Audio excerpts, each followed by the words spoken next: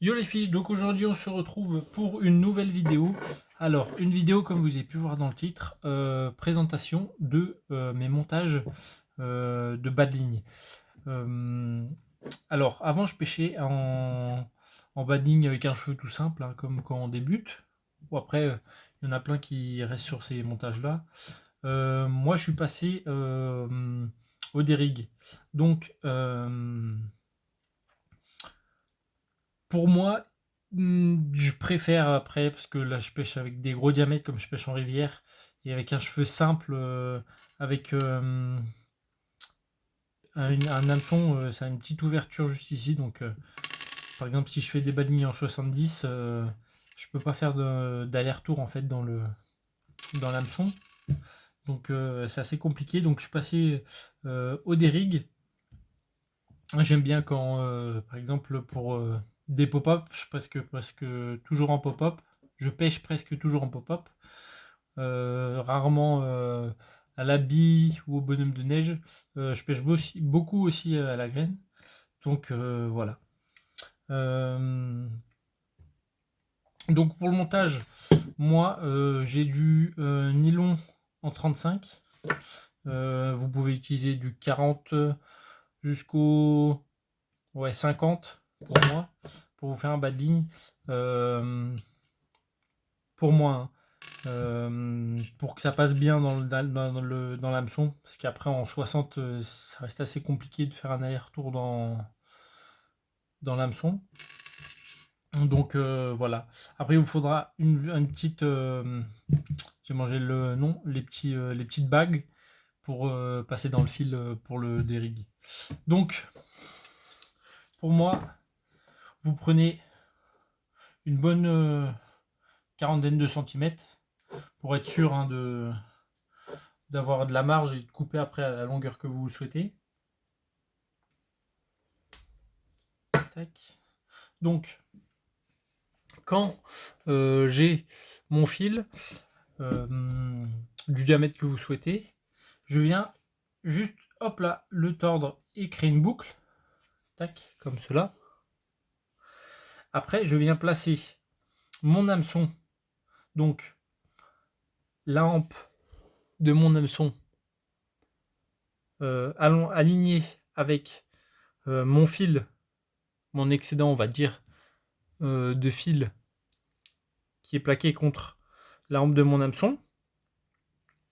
Et avec la boucle que je viens de créer, je vais faire passer la hampe plus le bout de fil dans la boucle.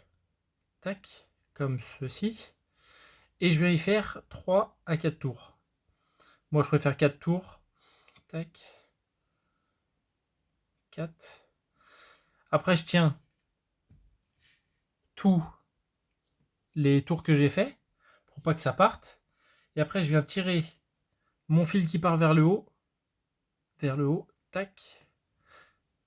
Et dès que j'ai un petit peu serré, je peux relâcher.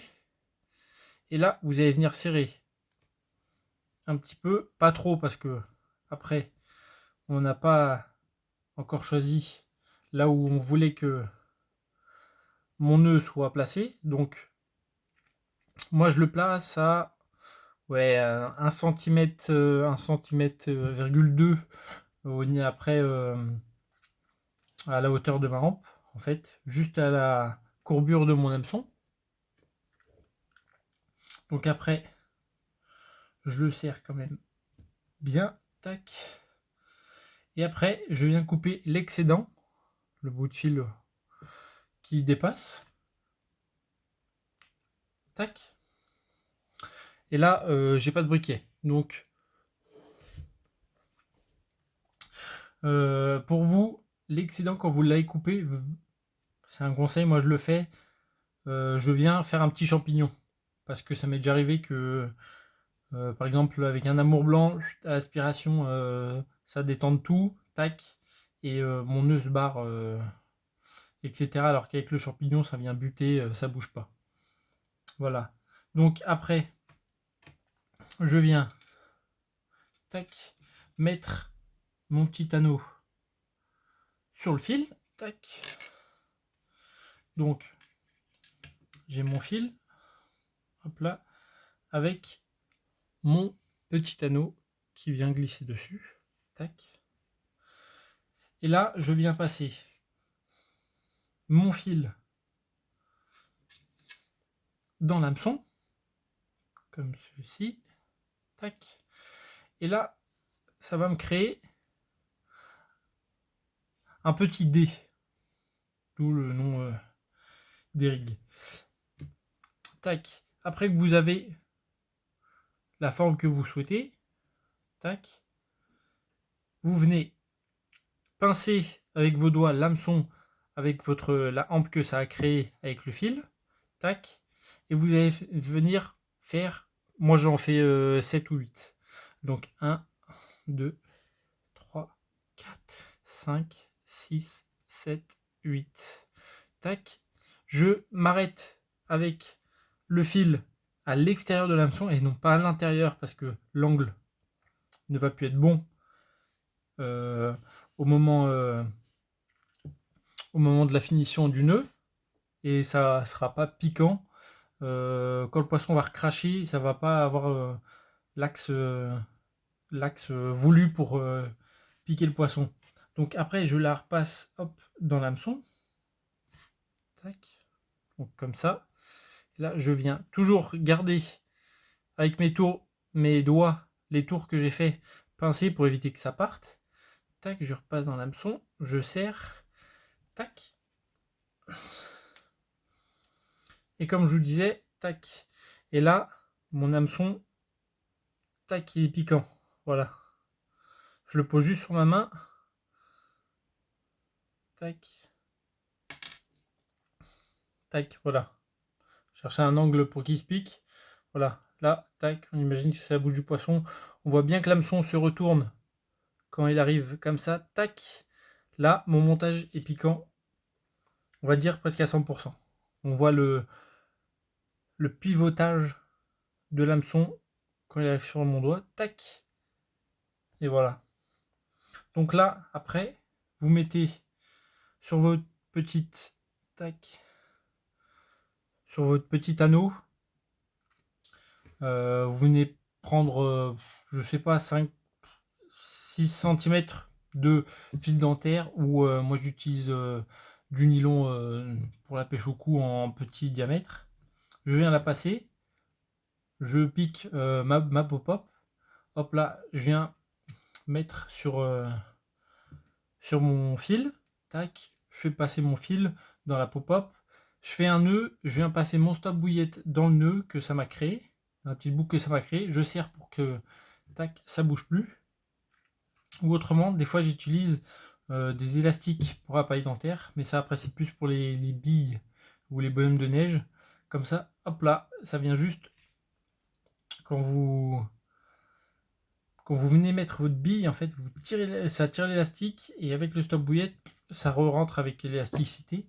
Donc c'est assez résistant. Après, avec le temps, les élastiques, le soleil, ils aiment pas bien.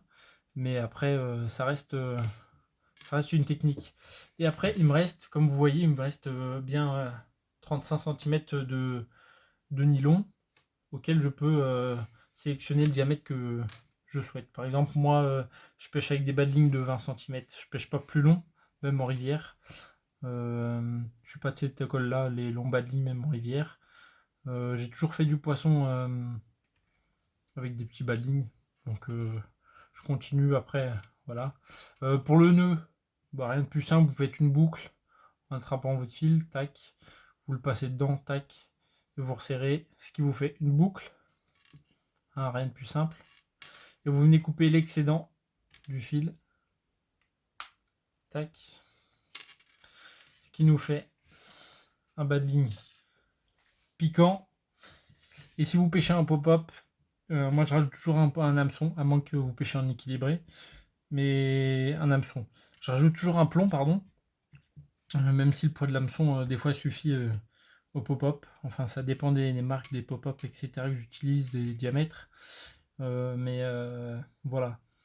Ce montage, je l'utilise sur toutes mes pêches, toute l'année. Je trouve ça simple. Après, on va pas dire que c'est un montage qui coûte cher, mais Si vous pêchez dans des endroits encombrés, etc., niveau hameçon et embryon ou les petits anneaux comme ça peut revenir vite assez cher. C'est pour ça, après, sur les gros diamètres de fil, vous n'avez pas vraiment de risque de casser rapidement. Enfin, souvent, plutôt. À part si vous pêchez vraiment dans les obstacles, etc. Ça, aucun montage peut y résister. Hein. Si la carpe est tankée, soit vous avez de la chance, elle se détanque, soit autrement, et ben, vous l'avez profond. Enfin voilà. Donc, et ben voilà, je vous ai présenté mon bas de ligne avec lequel je pêchais la carpe. Après, j'en utilise des fois le montage tout simple avec le cheveu, un peu moins. Après, ça pique toujours aussi bien. Après, tant que vous avez votre angle, le montage est piquant. Hein. Il ne faut pas se tromper. Hein. C'est extérieur, intérieur et pas intérieur, extérieur. Parce qu'il y a beaucoup de débutants auxquels j'ai vu qui se trompaient de sens. Et dont c'est dommage de perdre des poissons ou que le poisson ne se pique pas parce que le nœud est fait à l'envers.